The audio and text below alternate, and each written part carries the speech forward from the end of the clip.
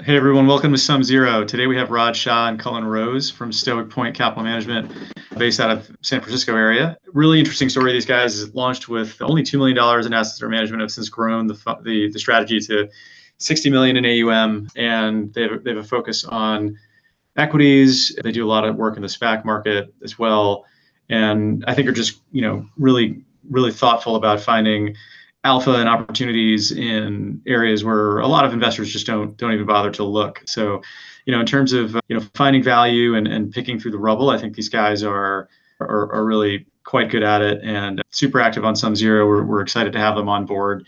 And as far as this conversation goes, we wanted to talk to them a little bit about just their process of kind of discovering opportunities, screening for stocks, and also a little bit about their own story in terms of how they got started. So with that, Raj, I guess we'll start with you. Maybe just give us a quick intro on your background. And I know you went to UVA, but just kind of how you got to the buy side and met Cullen, and we can kind of take it from there. Yeah, happy to. I'll keep it brief. Thanks for having us. Thanks for doing this, Davey. I really appreciate it. So yeah, I went to UVA undergrad, grew up in Northern Virginia. I always knew I wanted to end up on an investing role. And as is not the unoriginal path, I went from graduating UVA to doing a year or so in investment banking and then moving over to a fantastic hedge fund called Highline Capital, which was in, 2009. So an exciting time to join the buy side. And I spent 5 years at Highline. Moved out to the West Coast to join as a partner at Light Street, which is a TMT fund out here in Palo Alto, where we're located as well at Stoic Point. Spent about a year at Light Street and got introduced to a guy named Adam Weiss. And Adam had co-run and co-founded a firm called Scout Capital, which was roughly a $7 billion or so hedge fund that he'd retired from, shut down, came out of retirement. I got connected with Adam. I decided to join day one to help build Stillwater, which is the name of that fund, and that's where I met Cullen. I'll let him jump into his background. Yeah, I joined the investing road right out of college and a big activist fund in San Diego called Relational Investors, which sadly doesn't exist anymore. I did that for 6 years and then business school and wanted to join an earlier stage fund coming out of business school. So got an opportunity to join a long only manager that had just launched around the 2012 time period and did that for a couple of years and got introduced to Adam, or Adam reached out to me and a lot of mutual acquaintances. And so just decided to join Adam to help launch Stillwater. And that was beginning of 2015. So Raj and I have now been doing investing professionally for going on 15 plus years each. And I think now we just counted more than half that time has actually been together. And so when Adam kind of did a Michael Jordan and went back into retirement at the end of 2017, Raj and I very quickly decided that was our opportunity to launch Stoic Point, which is we were very excited about, kind of carrying forward a lot of what we had been doing for the last 3 years prior to that with the same investment principles and a similar process, and go out and do it ourselves. So now we are over 5 years into that journey. What was that first conversation like when you were kind of talking about launching your own fund, in terms of what focus it would have, and just what was the opportunity set in front of your eyes at that time when you were contemplating launching a brand new vehicle? Raj, I can take this. Yeah. Raj and I joke that the decision to launch Stoic Point, we had lunch at a Chinese restaurant in Palo Alto, and it was kind of like a rom-com where we both were kind of saying the same thing at the same time, that we wanted to keep working together. I guess we both really liked each other, and we want to start a fund. And we had this great experience of helping build and create something. And we took a lot of lessons away from, first and foremost, how to be scrappy and keep costs under control to give yourself as long a runway, because we weren't going to launch with a lot of money. But we were really excited to keep using the same investment principles that we use today, that we had been using at Stillwater for those 3 years and had been part of the Scout legacy, and a process that Raj and I had built for really the two of us for the life of that fund. It had been the two of us working with Adam. And so we had a process refined for finding ideas, screening, seeing ideas, and managing the portfolio. And really our objective was to go out and keep doing that, but do it increasingly focused. We'd kind of come from a blend of large cap and mid cap investing, and had been on this trajectory to focus more and more on mid cap. And so we came out of the gates looking very similar like what we had done at Stillwater, with a blend of those two.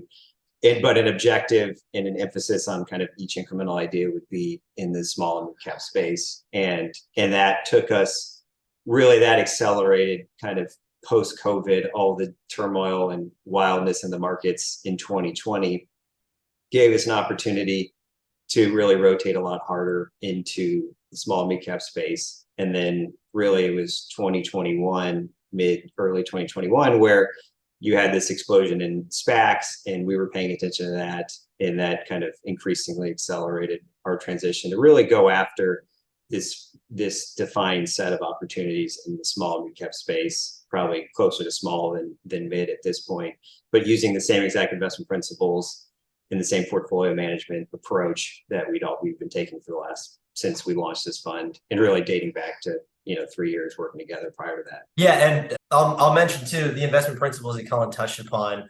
If you've looked at any of our write-ups on SumZero, you'd notice a pretty consistent format for the way we write all of these memos. It's across these 3 investment principles: quality, misunderstanding, and self-knowledge. And we give all of our ideas a grade across that rubric. The shorthand way I like to talk about those or think about those is quality is how we're evaluating or grading the business itself, maybe the management team, maybe where this business sits competitively, the moat, et cetera. How I think a lot of people would measure or grade quality. The misunderstanding is really about grading the opportunity. And so when we talk about piling into trying to understand this crazy space of DeSPACs and broken IPOs and a lot of the companies that came public over the last 3 years, those are really starting with high misunderstanding scores. And there's a variety of reasons we'd love to get into in this call and why we think those misunderstandings exist and how they end up clearing out. You can make a lot of money that way. And then the self-knowledge is just really how we grade ourselves. There's a lot you can know. There's a lot you won't know about these businesses, no matter how much research you do. And you have to be comfortable with what's underwritable and what you're going to have to kind of take on faith or be comfortable about. And that actually, a lot of that, flows into the name Stoic Point to begin with, is being very being very comfortable and addressing upfront and externalizing what you can and can't know. So that's how we think about the grading of those investment principles. And the 2 strategies that we have that you mentioned, Divya, the long portfolios in both of those strategies actually look very similar, with the exception. Fundamentally, those are the best risk reward opportunities we see out there. It just happens to be at this point in time, especially in mid cap where we're focused, we see the biggest asymmetries and some companies you want to own for many years that could compound growth, that are run by very smart people. So that's kind of how we view things and how the investment philosophy ties into what we're looking at. Great. So guys, I know you guys have two strategies in the small and mid cap space, but can you just tell us what they are? Yeah. So they're really 2 generalist strategies focused on mid cap opportunities. One is a concentrated long short portfolio with moderate net long exposure, kind of in the 40 to 60% range. And with that strategy, we're really aiming to compound above benchmark level returns with low correlations to those benchmarks and lower volatility. And then we have a second strategy, which we really launched kind of May of 2021. And that is long bias. So think, north of 80% net exposure, and really targeting very high IRRs. And we honestly contemplated kind of leaving that as a long only strategy, but ultimately left it some flexibility to look at opportunistic short selling because of the focus we've had, particularly around the DeSPAC market, and thinking about really just opportunities to flat out make money on the short side. So, we really think about it as really long bias, taking equity exposure, but opportunistically taking advantage of potential shorts in the pockets of the market we pay attention to. So where do SPACs fit into both of those strategies? I mean, I don't think you guys are limited to only investing in sort of DeSPACs, but just how did that become such a major focus of the fund, and kind of where do you see that market now? Yeah, great question. I'll start with how it became a focus, and Raj can talk about kind of how the opportunity has evolved. So we kind of ended up in this universe. A lot of ways, it's always been an opportunity set for us. We looked at SPACs. We actually had a long position in a SPAC prior to the great SPAC boom of late 2020, early 21. But it was really in that environment, and if you wind back the clock to kind of the craziness around shorts kind of blowing up in everybody's face, and all these DeSPACs or SPACs deals getting announced and immediately doubling or tripling in late 20, early 21. And we found a really interesting opportunity, basically an arbitrage opportunity in the warrant market related to those SPACs that kind of immediately went up significantly upon a deal announcement. And so there was a really interesting arbitrage opportunity, the warrants, which created effectively a short position in these SPACs, but really hedging yourself such that it was very unlikely the short would blow up in your face, and you could effectively lock in this arbitrage return and then potentially make even more money on the short side if the stock actually came back down to earth. And that led us just seeing a very wide arbitrage spread that didn't make a lot of sense in an efficient market world, led us to look deeper at the warrants in general, and kind of came away with the conclusion that the warrants in the SPAC market were broadly mispriced. They underpriced the volatility of the stocks.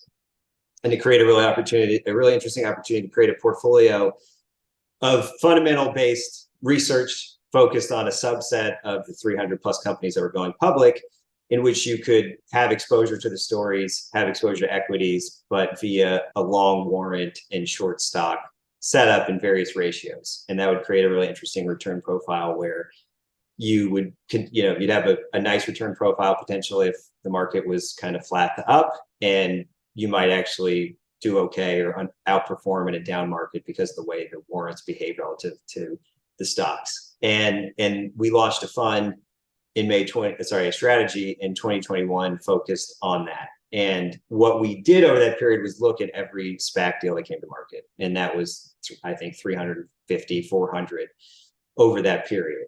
And we processed nearly all of them to get a sense for, is this an investable business? What is it valued at? What do the numbers look like? And that was a lot of information that just generally wasn't being transmitted throughout the market. This information wasn't uploaded to Bloomberg. So you had to be looking at every SPAC deal, looking at the presentation, talking to the management team, whatever it might be. And it was really in that environment we started to notice, wow, there's a lot of potential for misunderstanding in these stories, which is one of our investment principles. And the degrees of misunderstanding we were seeing was significantly higher than we were seeing in the general small and mid cap space. You had, and really as you fast forward into 2022, obviously everything gets sold, and DeSPACs in particular get sold aggressively to such the point that the average DeSPAC kind of through the end of last year was down 80% from its IPO price. So basically sub $2 stock from an IPO at $10. And within that universe, we saw this subset of securities that we thought were good or great businesses that met our quality thresholds, and yet seemed to be trading optically or implied or pulling back the layers at very wide discounts to peers, significant discounts to intrinsic value, significant amounts of cash relative to market cap. And we honed in on those as a phenomenal long opportunity. And so that strategy then became really a concentrated portfolio of long equities around the DeSPAC space, and taking advantage of what we thought really is still today, honestly, a baby with a bathwater scenario of people just getting out of these positions and increasingly just not paying attention to what was going on. I'd love to dig into the warrant arb a little bit more. I think it's really interesting. So how did you isolate that? I mean, I guess, how did you reach the conclusion that warrants were undervalued? Maybe there just wasn't enough implied vol in the warrant pricing. And then you mentioned kind of shorting the stock on various ratios. Like, what would dictate, that ratio in terms of how much you might short a given stock versus owning a warrant? Yeah. I'm assuming there's something about the business quality that was driving that. Look, we're happy to talk about it. We thought it was a great trade. Turned out to be a great trade. And so it's worth mentioning, again, it's in some ways was an aside to what we actually do and have been doing for 5+ years, which is doing fundamental research. But we found it as an interesting way to leverage our jobs as fundamental analysts, looking at businesses and trying to find good investment ideas, good investable companies, to use these instruments that were now widely available to create a return profile that had, better asymmetry than you might see out of just saying, hey, this is a good stock. I like the stock return profile. So I'll let Raj was the first person to actually identify this, which was, he was just happened to be looking at a set of these warrants and realizing that they were trading really below their intrinsic value, and it didn't make sense. And that kicked and Raj, is that because you were looking at implied vol on those warrants versus like other kind of non-SPAC companies So that we did get there. Like ultimately, it wasn't that we started that. It was like, just think of this as a funnel, and you're starting with what is already a fairly inefficient, sort of just absolutely crazy market where you had 2 to 3 companies coming public a day. Some of them were just, as Colin said, were doubling, upon either IPOing the SPAC with no target or the deal announcement. And so you had this gap that opened up, and no one was really, first of all, really underwriting these companies or trying to understand the businesses. They were looking at like the projections maybe that the companies were putting out, which, as we know today, were by and large just obscene. But they weren't paying attention to these warrants that were attached. There was like an arb trade around buying these at IPO, holding on to the warrant, and then selling at the deal. But other than that, no one was paying attention. And you just had to sit back and ask and like do literally, I don't know, 30 minutes of work to say, how does a warrant work? What's the strike price of this? Does it make sense that the stock's sitting at 20, the strike price is 11.50, and the warrant's at $2? That's trading below intrinsic value. And then you further just peel back that onion, as we do often. That's just kind of how we operate. We're like, let's peel this back and try to understand, like, why does that actually exist? Why does that opportunity exist? Should this warrant trade higher? Why would this warrant be exercisable? When is it exercisable? And going down that path, look, Colin and I have been, fortunate to work with or know people who are traders or ARBs in and around public equities markets that we could dial up and say, hey, look, we're looking at this. This is the set of facts we're seeing. Explain this to us. Like, why does this exist? And the answers we would get back as to why it exists really perked our interest up even more, which is, in short, no one knows, or they're coming up with excuses why these warrants trade that way. And we'd go look at the warrant agreements and say, like, no, that's wrong. What the answer we just got from this trading desk or from this trader or from this ARB as to why this warrant is trading this way is just fundamentally wrong, because we can point to the exact language of the warrant agreement. And so that's where we started to go down. And then, yes, of course, you look at the volatility of the underlying security, you look at the volatility of other securities, and you look at the prices of long-dated call options on those, you look at the prices of the warrants. And yes, warrants have certain different things. They are callable at $18, which far between of these SPACs ever reached. But outside of that, it was very readily apparent that they were like you didn't have to run an advanced Black-Scholes model or anything to figure out that there was a gross. No, and we talked to people who did have those qualifications, who had very advanced, knowledge of how options price and volatility, and they were giving us, excuse my French, kind of bullshit answers because they didn't really know. And so that's, that to us is like, wow, we really should be digging in on this. Yeah.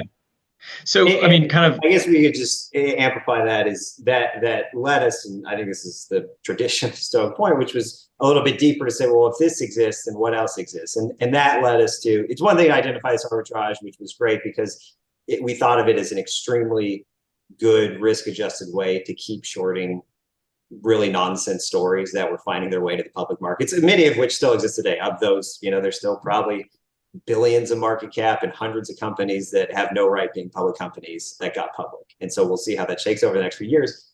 But to your point of, we did start looking at Black-Scholes models and thinking about how should this option be priced. There are some takeaway provisions. We can adjust for that.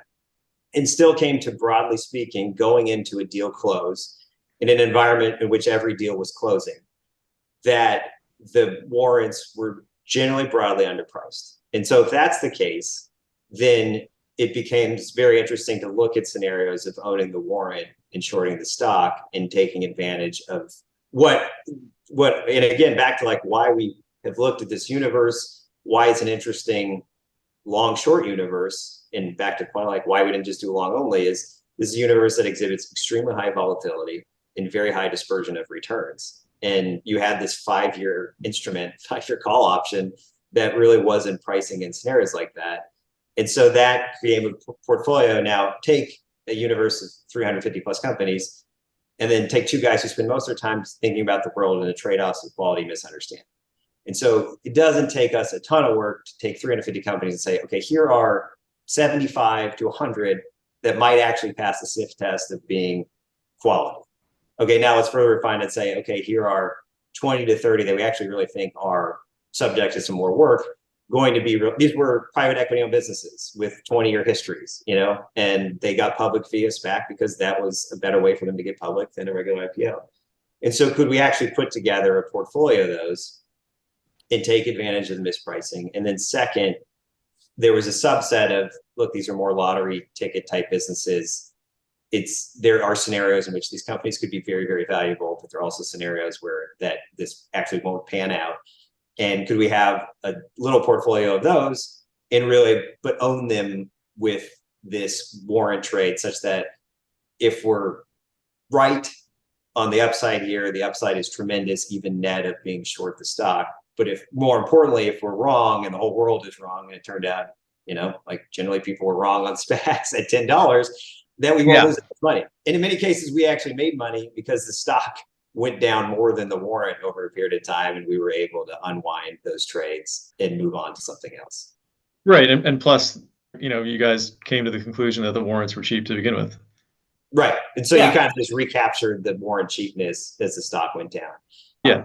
But really, it became the most compelling thing we ended up seeing at the end of it was, really it's still today, was you ended up with this list of companies that had kind of been left for dead in a world in which people were, first of all, were overwhelmed by like, what should things trade for? And second of all, overwhelmed by still a list of, I don't know, Raj, it's something like 300 plus regular way IPOs over this period. Just so many new securities to assess, not to mention the list of everybody's long list that they wanted to buy that's now down 50% from the highs in 2022. Yeah, so speaking of that, I mean, 2022 was like a disaster for anyone who like had a fringy portfolio that wasn't solely dominated by like utilities and, I guess healthcare, but like certainly for folks with tech exposure, SPAC exposure, crypto exposure, I mean, any kind of like high beta stuff got smashed in 2022 because of kind of Powell's moves at the Fed. And so like talk me through like how you guys maneuvered around this tectonic shift in rates and how that hit kind of your portfolio specifically, because you're not just buying 300 SPACs or shorting 300 SPACs. I mean, you're looking at them on a one-on-one basis, and so I'm just curious how you dealt with those kind of major macro moves coming out, through last year, especially. Yeah, I can take part in that too. So look, I think David, you hit that last point on the head, which is these are different companies at the end of the day. They happen to share this commonality that they came public in the last 3 years. Most of them, the vast majority of them for us by DeSPAC, but there were broken IPOs and things like that too. And so what it begins with from a portfolio perspective is assessing each of those individual companies. We run a concentrated strategies. So we are looking at not that many names to say, what is the asymmetry and what does the upside and downside look like in each of these in scenarios where borrowing costs are higher. And look, some of these rates going up was actually not the worst thing in the world, because some of these companies, and we've written some of them up on SumZero, we're trading at negative enterprise values when we started buying them, or we're sitting at 60, 70% of their market cap in cash. And so at that point, you have to look at yourself and say, what is the downside in almost any rate scenario for this company, unless it's a complete fraud or they're going to burn all this cash in pursuit of some product that has no, real future to it. And so you go one by one through each of the names in the portfolio and you say, what does a different macro scenario look like for each of these, but also just a different micro scenario. We have, cases for each of our companies, and we do a pre-mortem on every one of them to look at that. And so that's, on the long side for our, long short strategy. And then for the long buys fund, that's how we went about underwriting it. On the flip side, on the short side, I'm not going to say it's every company, but, we were short a lot of companies that looked very much the opposite, where there was no product, where there were huge capital needs. They were capital intensive, or they had no revenue coming in the door. The unit economics made no sense whatsoever. And I'd like to say, look, we had somewhat of a view of like, look, with incrementally higher borrowing costs and capital needs, these companies are effectively zombies and are going to go out of business. But, had rates even stayed, at 2-3, hadn't gone up that much, we probably still would have been short a lot of these businesses.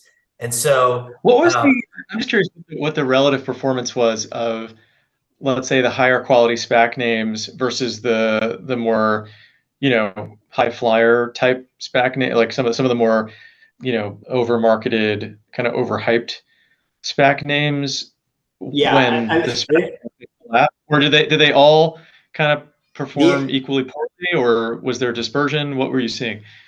The average of 300 something companies was down I mean, it probably still is right now, down 80% from $10 effectively from the close price.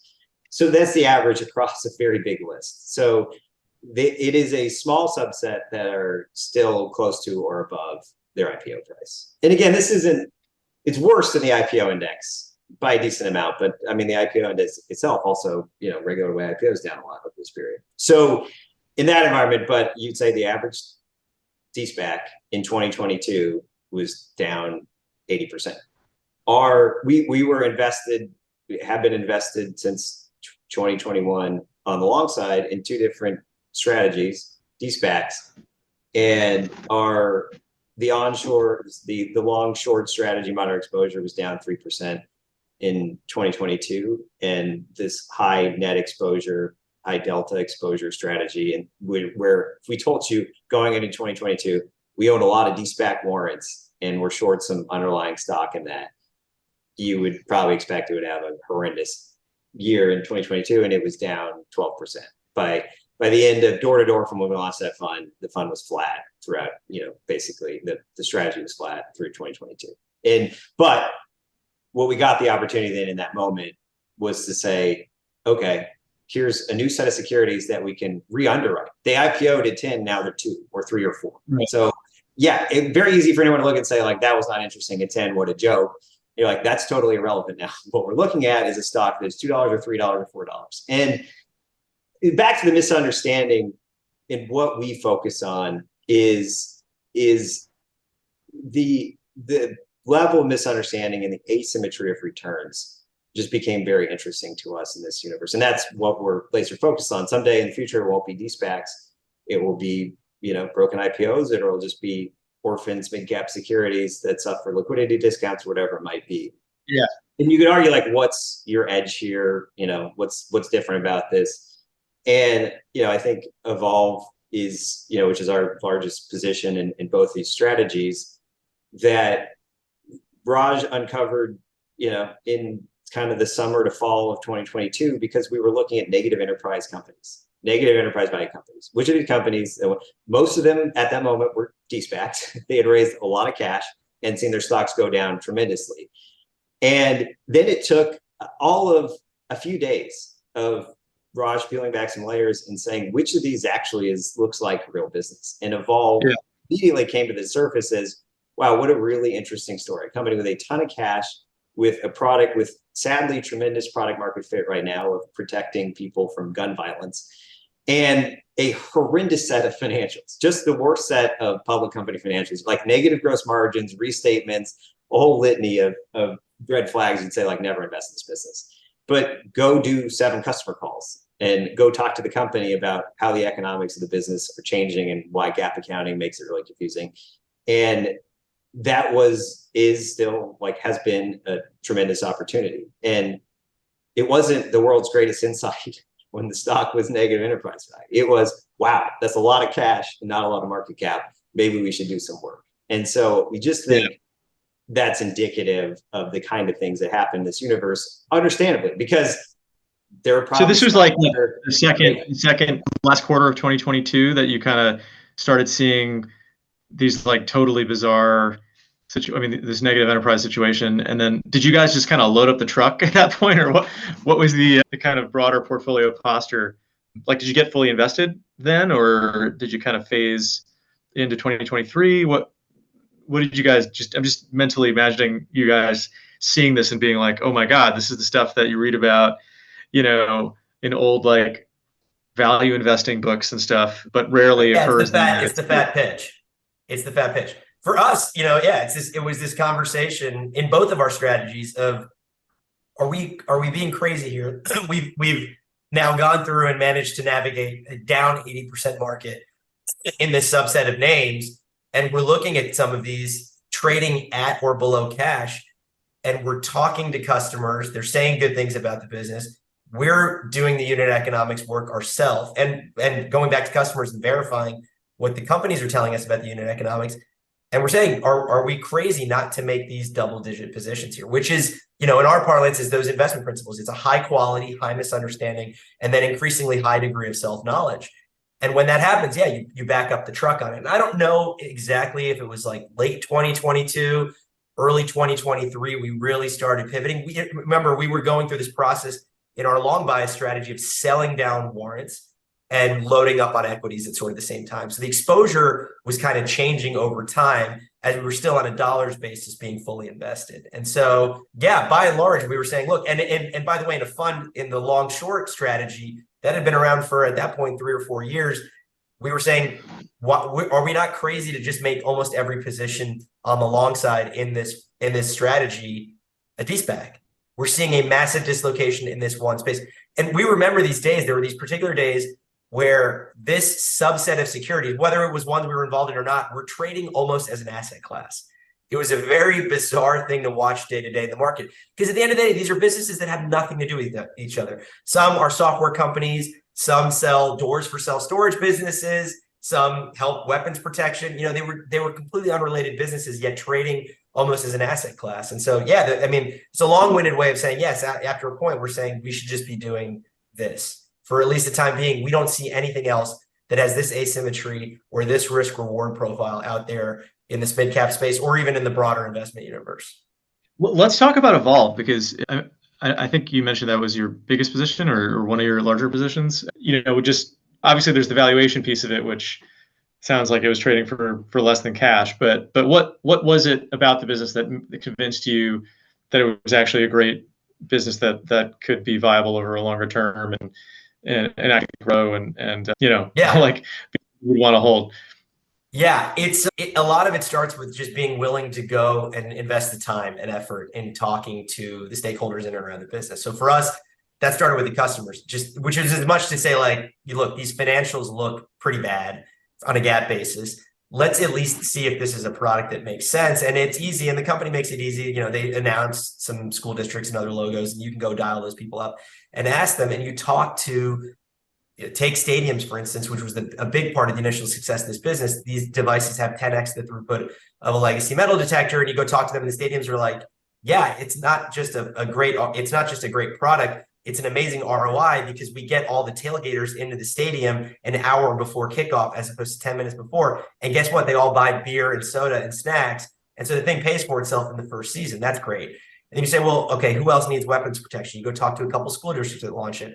And they say, "We haven't had any gun issues on campus since we've installed these devices. And yes, there's a deterrent factor, but we also know this is detecting weapons." And you go rinse and repeat and do those customer calls. And then you say, okay, well, what could this look like? What's the earnings power of a business like this? And that's when you dig into the unit economics. And that's when we have this conversation with a company about going through the unit economics. And the CFO is telling us, you know, you guys are the only ones who have called us in the last 6 months, or basically since we've been public, to ask about the unit economics of this business, which to us is again a signal of like no one's paying attention to these businesses. They're just so hated. And so you just go through that, and then you ask yourself, what's the TAM? What's the product market fit here? And look, there's a lot of SaaS investors out there. There's a lot that sit where we do in Palo Alto. And I can tell you, pitch me AI, pitch me SaaS. Sadly, I will tell you the secular opportunity, the growth opportunity, product market fit opportunity of gun violence in America is probably the one I can get the most conviction in right now, because I just have to open my eyes. And so sadly, there's a huge product market fit opportunity here. They have a product that is better by all accounts than any other competitor out there. Is it just a metal detector? It's not. So it uses magnetics and radio waves to basically detect shapes as opposed to metal. So you can detect things beyond what is metallic, and you can do it in a faster throughput area. People don't have to stop as they're walking through. They can walk one by one, side by side. And because it's detecting shapes, it detects on a person's body where the questionable object is. So secondary screening, things like that happen a lot faster. You've probably passed by one going into an event space in the last year and not even noticed that you went through a scan. Yeah, well, the big thing, I mean, we're in the New York area. The U.S. Open is coming up, and I wonder what they're using over there. So Mets put it. You go to Mets Willits. Mets put it in. I don't know for 100% conviction, but because it's at that same complex, I'm going to guess U.S. Open's put it in. Lincoln Center in New York was one of the first customers. We've seen a bunch of office buildings over by the High Line put it in. So it's in a lot of places. Yeah, and you're saying that the tech is better than competition. Yeah, the tech is better. the unit economics, we think now are starting to just become more apparent to people that this is really a software business with a recurring revenue stream that's going to have high gross margins. And so, and what's the market cap now of the business versus where you think it's going? the market cap now, the business is probably like $1 billion or so market cap, and there's probably 300 mil or so of cash on the balance sheet. Yeah. That's rough from memory. And look, right now they're guiding that they think by the end of 2025 they could have 10,000 units in the install base. You do the work to look at what is even a fraction of the addressable market of schools out there, and then you go into stadiums and things where they've had a lot of publicity and I think a lot of success early on. Those are great markets. They're just not that huge. You look at schools, you look at industrial warehouses where there are big shift chains that happen all at once. And so you have people coming in and out of these warehouses all at once. You need throughput. And then you look at hospitals and other healthcare facilities where 70% of workplace violence occurs. 10,000 units is a fraction of where they could be. They could be 50,000 units. And, really at this point, the constraints are how many units they can ship, the demand supply balance at this point. And so it could be a much bigger company. And look, we're thinking about this as two pillars that are sitting there that you walk through, you scan. There's no reason this isn't integrated into doorways of venues, and people aren't aware that they're being scanned left and right. And it's just much more of a seamless experience. And you're creating these weapons-free or safe zones in all of these places that could not do this before because you had a throughput issue. That's really fascinating. I mean, could you see yourselves holding this for a multi-year period? I mean, it sounds like the growth runway is quite long. Yeah, absolutely. But I think since we've written it up, and look, since we've written it up at SumZero, I think the stock is certainly up a lot. But and this is an example of a number of things we own. We were just talking about this the other day that for 70% of our longs in both strategies, these are companies that are multi-year compounders, high quality businesses. Look, they don't all grow triple digits like Evolve does, but in some cases they are private equity owned businesses that have been around for 10 to 20 years. They compound great value. There's excellent secular growth. There's software businesses in there. And so, we'd like to think that a lot of these you would own for a long period of time. Evolve still being the largest position, and despite this massive run, is I think an indication of, how much runway we think they have, but that there's a bright future ahead for this company. Also sounds somewhat recession resistant if that were to happen. It seems like people are going to pay for security. I wish recessions would slow gun violence, but I'm going to guess there's probably a slightly negative correlation there, unfortunately. Right. Yeah, I think it's a point worth just reiterating, because I think this happens when Raj and I talk about the fund and what we do and what we focus on, and spend obviously a lot of time talking about SPACs. But in really the entire long short strategy, that long portfolio or compounding businesses, and at least 70% of our long exposure in this high net strategy that's been almost squarely 100% focused on DeSPACs is in growing, compounding, high quality businesses. So there's this, I think, perception like this is another trade, and at some point the trade is over, and so then what? And it's only a trade because we end up talking about it like it's a trade.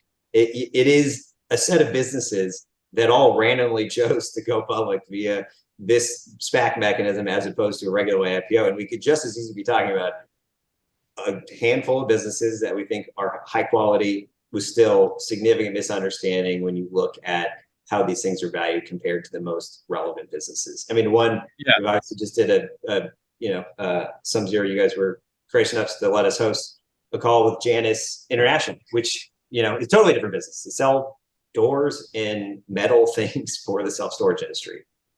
It couldn't be a more different business than Evolve, and apparently it involves access, which is apparently a theme in our portfolio.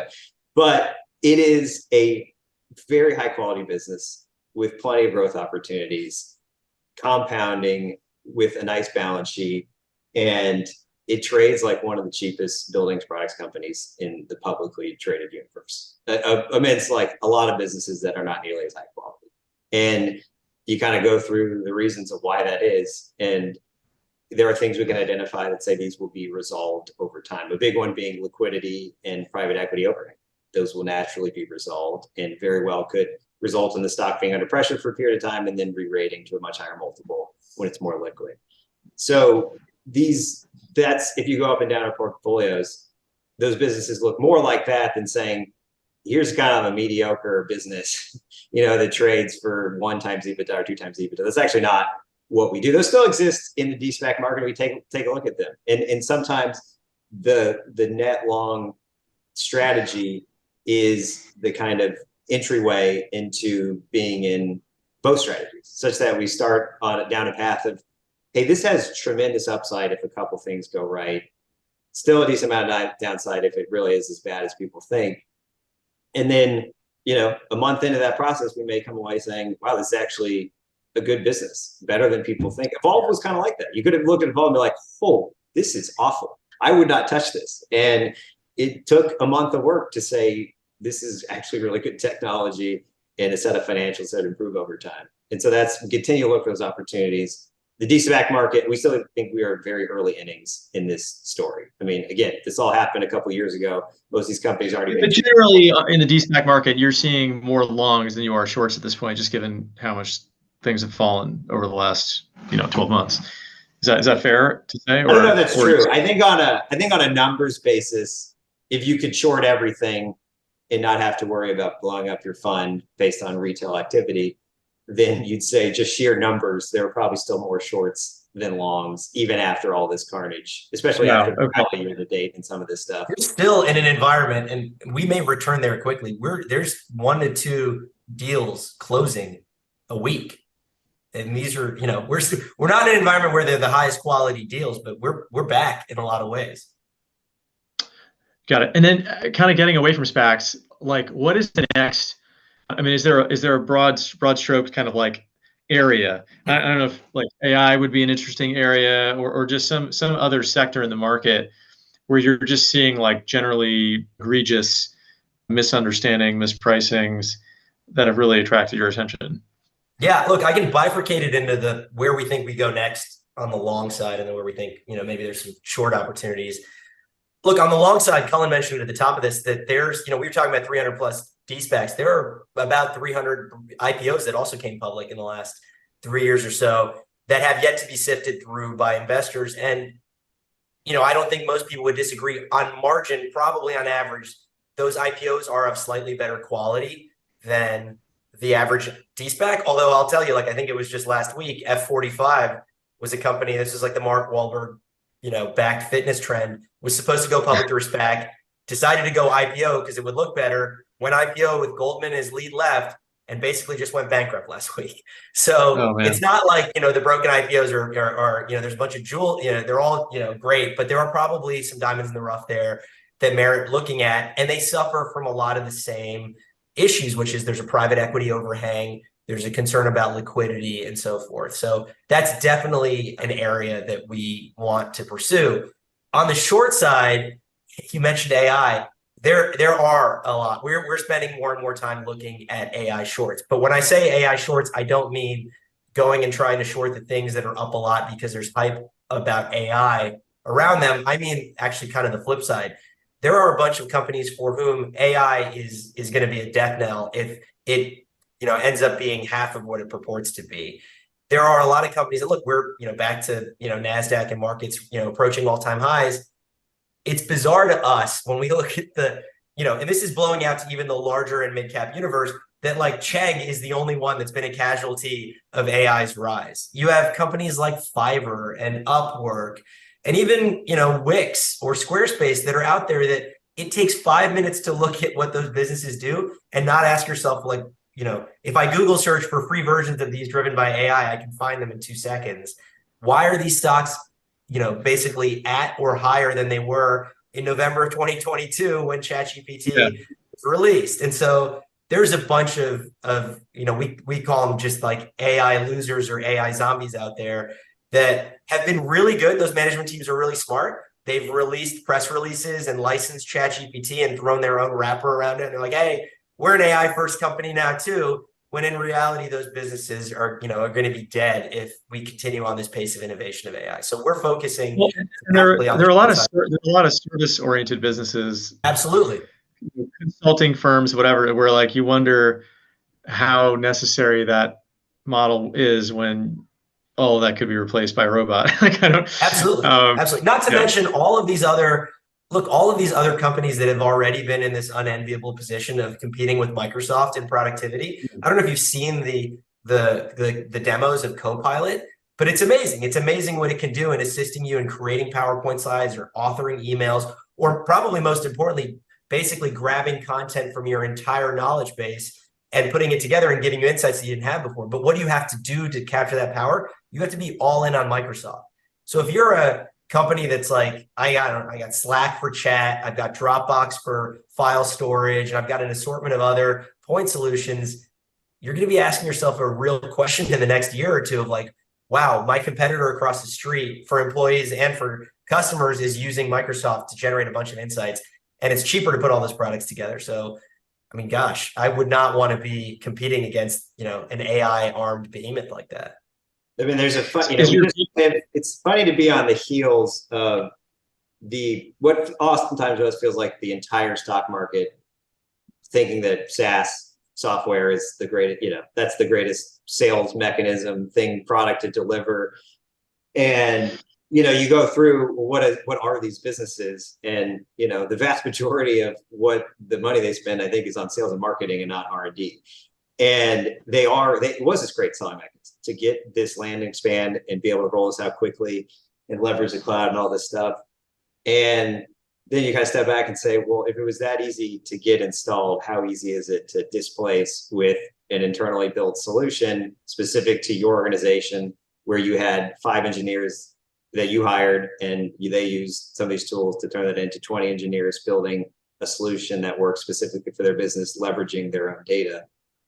And again, it's not like I have an Oracle license and it's going to be really hard to like rip and replace all this. The entire reason these things grew so fast was that they were very easy to distribute and install and sell on a per user basis. So we'll see how it plays out. We're still incredibly early in this whole thing, so it's hard to say like, oh, we have some giant, huge conviction short basket of all these losers. This will be the next 5+ years of opportunities. I mean, it's funny because like I was just thinking about Salesforce.com as a name that so we used to be a client of theirs at SumZero, and then fairly easily switched to a much more nimble alternative. And I thought it was going to be complex, like just the switching costs and whatever. It actually wasn't that hard at all, because for that reason that Salesforce is this like online cloud-based platform that you don't have to, versus like I think a more heavyweight solution, like an Oracle or whatever. But yeah, no, I think you guys make a valid point that if this AI thing actually works out to be even half of what it's promised to be, it's going to disrupt a lot of businesses that probably are trading at pretty rich valuations today. What would you guys say about just kind of the bigger tech names like Mag 7, whatever, like from an AI perspective, do you think those are probably safer, or do you think some of them are also potentially at risk of major disruption? I think one of the advantages we have out here, I think being in Palo Alto, is we get to tap into the brains of some of the venture guys who we know well, who are investing behind some of these companies that are being established to disrupt some of these incumbents. And from the conversations we've had over the last several months, or maybe even longer since ChatGPT came on scene, I think it's a mixed bag. I think look, I think you're going to be hard pressed to find somebody who's going to tell you that Microsoft is an AI loser, right? They've been very nimble and very quick to partner in the right places and roll out solutions and charge for those solutions and play to their strengths in that. You mentioned Salesforce, Divya. It's funny, and we still need to do some more work here too. It's just generally like we're not that focused on the mega cap, so it's been lower priority for us. But what we're excited about on this short theme is there's potentially tens, if not hundreds of billions of market cap to go out and short because of the value destruction that's going to come. Salesforce comes up often from a lot of the venture conversations I have as a loser. And your experience is indicative of that. At SumZero, switching is very easy. You take that a step further and say, how easy is it to internally develop some of the things aided by AI that Salesforce does for us? And often the feedback we get is that Salesforce is going to be the loser out of this. Now, how does this often play out in large cap tech when you say someone's a loser? they spray billions of dollars all across the venture world to acquire companies. I think we actually just saw Salesforce do that a day or two ago. I think they led the last round in Hugging Face, and Hugging Face is one of the premier AI companies that's being talked about in the Valley right now. So not surprising at all that Benioff throws a bunch of money at Hugging Face. It's probably on their roadmap to potentially acquire down the road should the company be more and more successful. So it's a loser. Does it, is it an ice cube because it just keeps acquiring like in an IBM fashion and just trying to keep integrating these things slowly and slowly? Possibly. But, beyond that, the rest of large cap tech, I think it's a TBD. You add the internet guys in there too. I think Meta is doing some really interesting things on the consumer side of AI and open sourcing a lot of this and generating a lot of buzz. And they've obviously had a lot of resources to put behind this. But, I know you have opinions there too, but I think it's much more of a TBD on the large cap. Where we think there's more opportunities is call it these sort of mid-cap SaaS companies where it's just very clear. It doesn't take a rocket scientist to figure out what their core product is something that's built around doing something that the customer themselves could have done easily, but it just took some engineering. And so this company is built around that. Once the customer can do it themselves easily and cheaply, those SaaS companies are in a lot of trouble. Maybe we'll end with a somewhat existential question, but how do you see AI affecting your process as an investor? Now, obviously, you've got AI opportunities on the long and short side, but from a screening perspective, do you guys use quantitative methodologies at all, or is it more of a kind of an old school? You run a screen on Bloomberg or some other Cullen data still vendor. prints things out, so he's got to stop printing things for starters. Just let ChatGPT, we just ask it what stocks to buy, and that's kind of been the strategy so far. Look, I think, we have like an outstanding, like quarterly, let's talk about what are the tools out there that we can use to get better. We honestly haven't done enough. Obviously, this will have repercussions and impacts to the business of managing money. I feel like we leveraged actually a bunch of work that a quantitative computer scientist did at Stillwater around building screens and backtesting and thinking about, hey, what are the screens that matter to us, which is to identify quality and misunderstanding as we define them, and constantly be refreshing those to say, hey, have we looked at the most interesting opportunities, and how do you define quality? I think the challenge of AI and public markets investing is there's a lot of creativity that goes into inflexible thinking, that goes into finding interesting investment ideas. And I think these are great tools for us to leverage, and we'll see how it plays out. We're trying to find the tools that are relevant to us. It's actually, we had this other day of like ChatGPT along is very impressive. You go think about, hey, we're looking at the stock market and what happened in why did the market sell off again, like in mid 2016, what was that about? And you go plug that in and you get a pretty good response as to, hey, people got anxious about interest rates because of this event and that caused a 10% sell-off. And so thinking about quickly getting to what are answers that would take us an hour, 2 hours, 3 hours, a couple of days to go research, can you leverage that tool to get a quicker answer, and that informs some future decision? But I think we haven't yet, we'll see how it plays out, the kind of the quantitative element of ingesting data and that informing, a lot of the decisions we make at the end of the day, that stuff is helpful, but some oftentimes noise in what's actually matters to this company over a multi-year period is not a bunch of noise about, what's website traffic or what are mobile app downloads or any of that stuff. I mean, we were doing this right now. Yeah, it almost seems like the more data gets pushed out there in the world, the noisier things get, and the more people forget just basic investing fundamentals. Yeah. And they get caught up in for like one good example of this was, I remember when ChatGPT came out, people started selling Google left and right. And like the next thing I know, like you turn on CNBC and like all these talking heads are kind of like trashing Google, like that, ChatGPT is eating Google's lunch or whatever. It's like, wait a second, like Google's been investing in AI for a decade. Like I'm pretty sure they've got, plenty of horsepower in the AI department to go, develop, the next 10-year roadmap for themselves. But you see a lot of this kind of crazy talk on the internet and on, mainstream media even, that just creates all these opportunities for you guys because, at the end of the day, you guys focus on the fundamentals, and I think that's just a super important message to get across. I'm actually opportunistic because it's going to amplify what already is, I think, has been amplified in the stock market in general, the rise of passive investing, which is momentum in both directions. So things that go up keep going up, and things that go down, and it has nothing to do with active price discovery in a couple of human beings sitting around and saying, what's the 5-year horizon for this business? What products are they building? How good is the management team? It just has to do with simply is passive flows moving into and out of this name. You then amplify that by a bunch of signals, amplified further by AI tools that ingest into, clearly something's happened to the business. The stock starts moving. The stock continues to move because the stock has been moving. And all of that is based on a bunch of noise that may or may not be relevant. And if you then step in and say, hey, the stock's now down 30% on what seems to be nothing. Is this now an interesting opportunity for us? I think those trends probably continue and accelerate. I was laughing the other day about, well, final anecdote was Palo Alto Networks changed their earnings call to Friday afternoon, and the stock went down something like 20% over the next few days because everyone assumed that they were going to release bad number. Why would you ever change your earnings call to a Friday afternoon? And then they came out and beat numbers and raised guidance.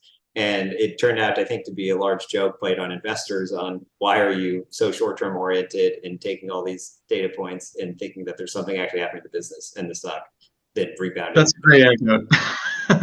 There you go. They just got trolled. They got trolled by the CEO is ultimately what happened. Yeah. Well, guys, I think we can call it here. And just thanks again for joining us. And I'd strongly recommend anyone listening to this to read your material on SumZero itself. I think both the Evolve and the Janus reports up there as well as others. So anyway, with that, thanks guys. This was super fun, and hopefully we can reconnect again on some new names in the portfolio. Thank you. Yeah. Thanks, Divya. Appreciate it, SumZero.